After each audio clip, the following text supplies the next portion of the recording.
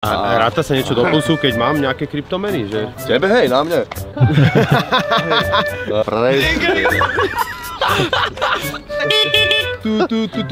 Mama, som v telke. Čaute, dneska sa nachádzame na vysokoškolských internátoch Mlynské dolina, aby sme zistili, či naši študenti vedia niečo viac o kryptomenách. Preto sme si pre nich pripravili kvíz, kde môžu vyhrať až 100 eur, pokiaľ odpovedajú správne na všetky otázky. Tak poďme sa pozrieť. Ako sa voláš a kde študuješ? Matúš, ja som Andrej, teší ma. Peter. Martin. Nikita. No ja som Branko a študujem na fejke. Tomáš a tiež na fejke. Volám sa Zolo a študujem aplikovanú mechatroniku na FESTU. Som Štefan Antol a študujem na fakulte elektrotechniky a informatiky. Ja študujem aplikovanú informatiku. Aplikovanú informatiku. A čo študujete?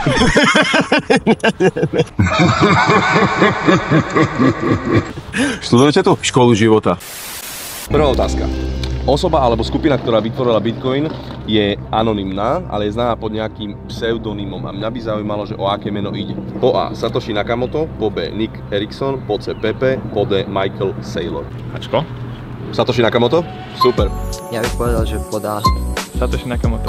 Satoshi Nakamoto? Satoshi Nakamoto? Satoshi Nakamoto. Paráda, super. Ačko. Čiže Satoshi Nakamoto? Áno, áno. Áno, správne, čiže prvú už máte. Dobre, ideme na ďalšiu otázku. Ktorý štát ako prvý uzakonil Bitcoin ako legálne platidlo? Po A. Venezuela, po B. El Salvador, po C. Nórsko, po D. Slovensko. Tak toto bude typ. Čo bolo Bčko? El Salvador. Bčko. Bčko, presne. Asi Salvador. Je to správne, je to El Salvador. El Salvador. El Salvador. Salvador. El Salvador. Ťú, však viete veľa. Tak túto neviem, ale myslím, že by som povedal Norsko. Venezuela. Venezuela? Zle. Bohužiaľ nie je to Norsko a tým pádom pre teba tento quiz končí, ale máme jednu bonusovú otázku, ktorou sa vieš vykúpiť. Vieš, aká je momentálne hodnota Bitcoinu? Je to viac než $65 000 alebo menej než $65 000? Menej. Výborne, je to presne menej než 65 000, je to 64 000 niečo. OK, a momentálne dnešný deň sa nachádza tá hodnota nad alebo pod? Nad. Škoda, lebo pod. Nevadí, nič sa nedeje, ale na druhej strane získavaš niečo lepšie, niečo zdravšie a to je banán. O, ďakujem. Nech sa páči. Tu máš banán a všetko v porádku. Vymenuj mi aspoň 3 kryptomeny okrem Bitcoinu. Okay, takže Ethereum, Dogecoin napríklad a XRP. Super, super. Ja keby si teraz dostal nový like, pokračuješ ďalej. V ktorom roku bol vytvorený Bitcoin? Po A 2007, po B 2009, po C 2015 alebo po D 2017. Môžem si zavolať kamarátovi? Zavolaj, keď chceš. Kamarátovi Googleovi. Hej Siri. Ne, práve, že nechcem podvádzať internetom, ale zavolám kamarátovi. Ahoj, nevieš, kedy náhodou vznikol Bitcoin? Aký rok? 2007, 2009, 15 alebo 17? Ja viem. Dobre, staré grunty, dobre, ja ti zavolám, ja som teraz nejaké súťaži. Sme v telke, čau. Som v telke, ahoj. 9. 2009. 2009, presne. 2009 asi. Presne. Ale 9 asi. 2009. Super, 2009. 2009? 2009, presne, super, super Zolo. Ja si myslím, že ty si vedel, že tu prídeme, tak si študoval. To nie. V tom roku... Prišlo euro na Slovensko. No, Prišlo 2009. euro na Slovensko. No, tak dobre sme typovali. Bčko. 2009, super, dobre klad.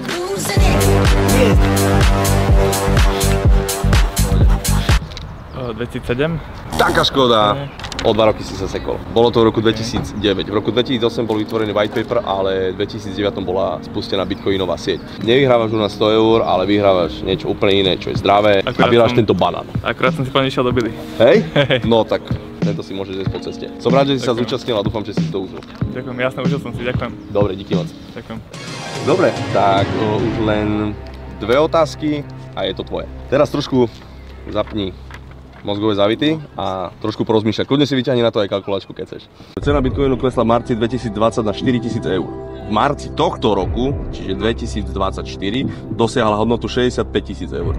Ak by si v marci 2020 do Bitcoinu zainvestoval 1000 eur pri cene 4000 eur za jeden Bitcoin, akú hodnotu by mala dnes tvoja investícia pri cene 65 000 eur za jeden Bitcoin? 16. Ja neviem, býva počítať peniaze. 16 250. To si tak rýchlo vypočítal?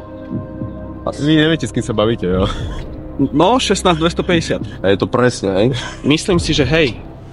A myslíš správne! Super, super. To je môj bankár iné. Dobre. Akú hodnotu by si ty mal teraz v tých investíciách? 16 250. No vidíš! Isté, možnosti sú aké? Možnosti sú také, že musíš povedať ty mne. Že teraz by si mal... štvrtina za 65 000. No. 16 250. Ste si istý, hej? Áno. Dobre, super, máte to tam. Je to tam. 65 deleno 4 krát 1000. 16 250. Si si istý? Som. No vidíš! Paráda, paráda. Kámo, tebe to ide úplne jedna báseň. Vysvetli, čo znamená v kryptoslengu jedna z týchto skrátiek. DCA, ATH alebo WAGMI. To prvé DCA, to znie ako ACAD, to poznám, to je taká skupina. A tá all time high. Super, daj DCA, čo to je? By sa nepamätal. V poriadku, super, vysvetlil si aspoň jednu. DCA, no. District niečo s customerom, alebo reťazenie nejaký. Vieš čo, možno, že aj je, ale v nejakom úplne inom priemysle, čiže nie je to žiadny district. Ale ja si myslím, že DCA môže znamenať, že dollar cost average. Presne, super. Je to presne dollar cost average. ATH, vieš čo znamená CCA? Poznám, čo je ADHD, to je taká. To je trošku iné, toto je all time high. Double crypto amount. Bodaj by aj triple, ale nie. Ne. DCA sa to volá. Sa tomu hovorí po anglicky. Ale nespomínam si. Nevieš, Pravidelné investovanie? No. Vedel by si to povedať aj do angličtiny? Dollar cost average. Bím, super. Holdings. 3, Holdings. 2, 1. Dobre chlapci, ATH je all time high, to znamená najvyššia cena, najvyššia hodnota, ktorá bola. Čiže chlapci, čo sa týka toho WAGMI, tak bolo to We are going to make it. Bohužiaľ od nás nevyhrávate 100 €, ale za to máme jednu veľmi vzácnu odmenu a to je banán. Dobre? Ďakujem. Takže tu máte banán a všetko v poriadku. Dobre? Zíde sa mi to, lebo teraz chorý som, tak aspoň. Dobre. Tak. Chlapci, ešte jedna otázka pred vami a získate 100 € na investovanie do kryptomien vo Fumbi. Poďme na to. Ktorá z týchto kryptomien, do ktorých môžete investovať aj vo Fumbi, narastla v roku 2024 o viac ako 1000%? Po A PP, po B Dogecoin, po C Ethereum, po D Injective. Poďme si to zanalizovať. No. Ačko a Dčko ešte prečítaj. Ačko je PP, Dčko je Injective. O koľko vzrastla? 1000%. PP, Dogecoin, Ethereum, Injective. Do Injective som investoval. Neviem, čo je PP. No, Doge to nebude. Ethereum nie, lebo ten spadol. Ethereum. Ethereum. Asi niečo iné. Ďalšie dve boli aké? PP alebo Injective. PP alebo Injective, tak to dávam, ne? Ja by som dal asi to PP. PP, akože To je taká zelená žabka. Hej. Počul si teda o tom? Jasné. Čiže je to podľa teba určite Dali by PP? sme, podľa mňa dajme PP. Čiže Ačko. Injective to bude nejaký Pepeho. shitcoin, nejaký hrozný. Ačko je PP, Dčko je Injective. Ačko. Presne Ačko! Gratulujem ti! Si prvý, ktorý u nás vyhral 100 € darčekovú poukážku od Fumbi, ktorú môžeš využiť na investovanie a verím, že ho využiješ, pretože myslím si, že za 100 € vieš vytvoriť celkom pekné portfólio, ktoré ti určite tento rok dúfam, že narastie. Nech sa páči. Ďakujem. Díky moc. Ktoré? PP. Pepe, presne. Nikita, ja ti gratulujem, vyhrávaš od nás poukážku v hodnote 100 €, ktorú potom môžeš využiť na investovanie do ďalších kryptoproduktov, ktoré ponúka Fumbi.